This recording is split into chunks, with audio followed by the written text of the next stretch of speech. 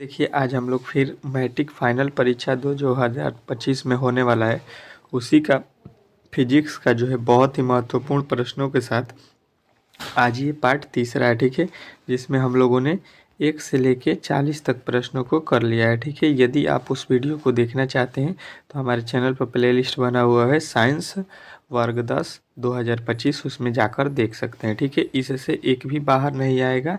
ये पार्ट पहला आज कंप्लीट हो चुका है। ठीक है, कल से हम दूसरा पार्ट पढ़ेंगे।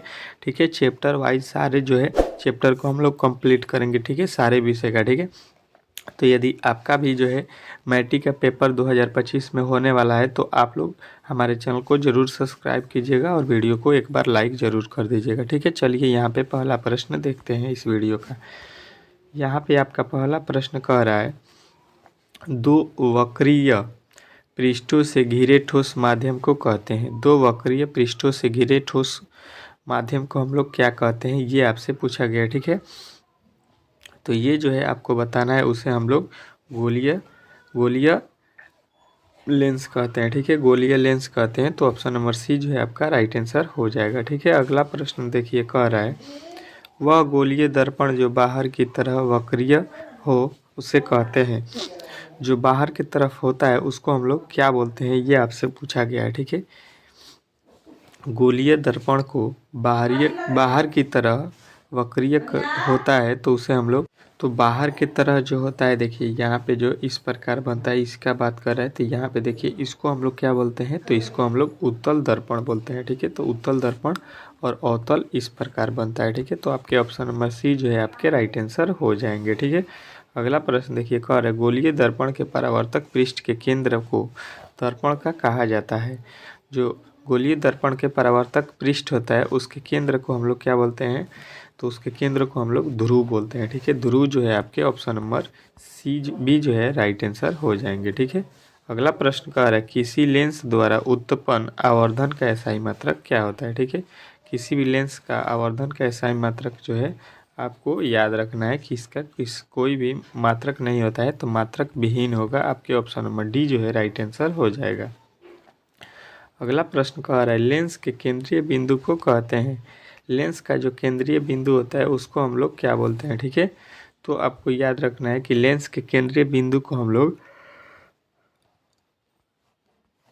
वक्रता केंद्र कहते हैं। ठीक है, लेंस का जो यहाँ पे केंद्र होता है उसे सी बोलते हैं। सी मतलब वक्रता केंद्र। ठीक है, अगला प्रश्न देखिए आपके सामने आ चुका है, कह रहे, किसी शब्दकोश में पाए गए छोटे अक्षरों को पढ़ते समय आप निम्नलिखित में से कौन सा लेंस पसंद करेंगे। ठीक है, तो हम लोग छोटे अक्षरों को पढ़ने के लिए हम लोग क्या बोल लेते हैं, तो 5 सेमी जो है फोकस दूरी वाले उत्तल लेंस का जो है हम लोग प्रयोग करते हैं। ठीक है, चलिए अगला प्रश्न देखिए, इनमें से कौन से दर्पण का सूत्र है। ठीक है, तो दर्पण का सूत्र होता है 1/v प्लस 1/u बराबर 1/f। ठीक है, तो यहाँ पे देखिए 1/v प्लस 1/u बराबर 1/f जो है आपके ऑप्शन नंबर जो है ए में दिया गया है। 1/v प्लस 1/u बराबर 1/f जो है आपके राइट आंसर हो जाएंगे। ठीक है, अगला प्रश्न देखिए,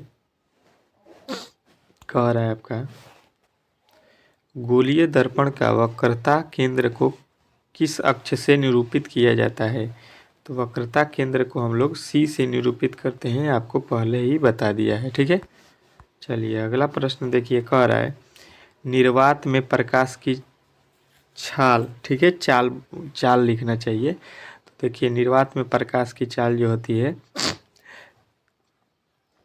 3×10⁸ मीटर प्रति सेकेंड होता है। ठीक है, बहुत ही महत्वपूर्ण प्रश्न है, ये बार बार पूछा जाता है आपके। ठीक है, चलिए अगला प्रश्न देखिए, कह रहा है, दंत विशेषज्ञ मरीजों के दांतों का बड़ा प्रतिबिंब देखने के लिए किस दर्पण का उपयोग करते हैं। ठीक है, तो ये जो है आपको याद रखना है कि दंत मरीजों को जो है बड़ा प्रतिबिंब देखने के लिए अवतल दर्पण का जो है उपयोग करते हैं। ठीक है, ऑप्शन नंबर ए जो है आपके राइट आंसर हो जाएंगे। ठीक है, अगला प्रश्न देखिए, कह रहे, पतले लेंस की आवर्धन क्षमता होती है।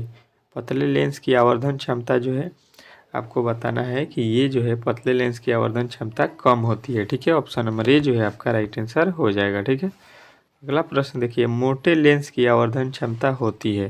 तो मोटे लेंस की आवर्धन क्षमता जो है आपको याद रखना है कि अधिक होती है। ठीक है, ऑप्शन नंबर बी जो है आपका राइट आंसर हो जाएगा। ठीक है, अगला प्रश्न देखिए, कह रहे अवतल दर्पण के ध्रुव और फोकस के बीच रखे बिंब का प्रतिबिंब की प्रकृति होती है।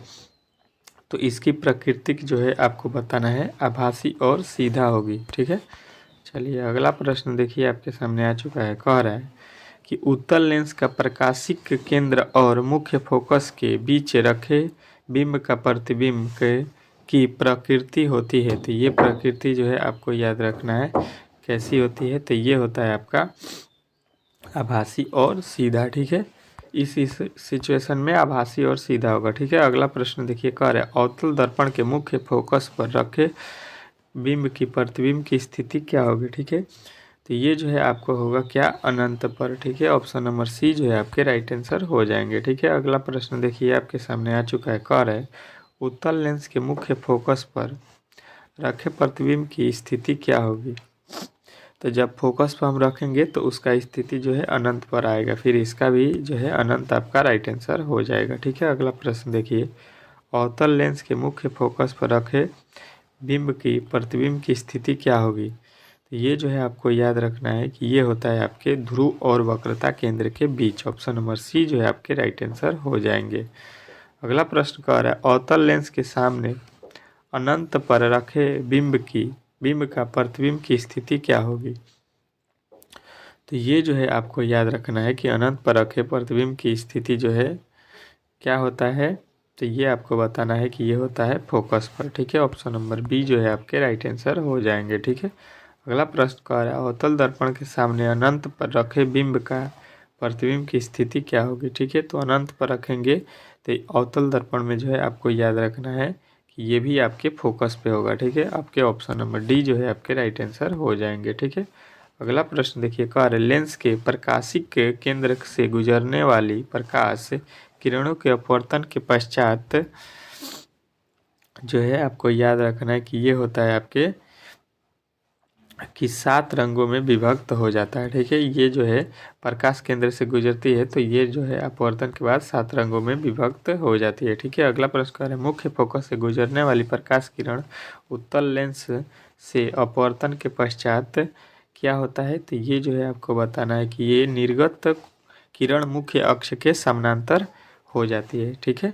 चलिए अगला प्रश्न देखिए आपके सामने आ चुका है। कह रहा है कि मुख्य अक्ष के समानांतर आने वाली कोई प्रकाश किरण अवतल लेंस से अपवर्तन के पश्चात ये जो है होता है क्या, तो आप लोगों को बताना है कि निर्गत किरण मुख्य अक्ष से दूर हो जाती है। ठीक है, मुख्य अक्ष से दूर हो जाती है। ठीक है, जो आपका फिजिक्स था, फिजिक्स उसमें का जो है पहला लेसन जो है कंप्लीट हो गया। टोटल जो है इसमें 62 ऑब्जेक्टिव थे जो कि बहुत ही महत्वपूर्ण थे। ठीक है, हमने इस चैप्टर को कंप्लीट कर लिया है। ठीक है, 3 वीडियो में। ठीक है, तीनों वीडियो अगर आप देखना चाहते हैं तो हमारे चैनल पर प्ले लिस्ट बना हुआ है, उसमें जाकर देख सकते हैं। ठीक है, अगर ये वीडियो अच्छा लगा हो और आप 2025 में पेपर देने वाले हैं तो इस चैनल को सब्सक्राइब जरूर कीजिएगा। ठीक है, चलिए मिलते हैं अगले वीडियो में, तब तक के लिए धन्यवाद।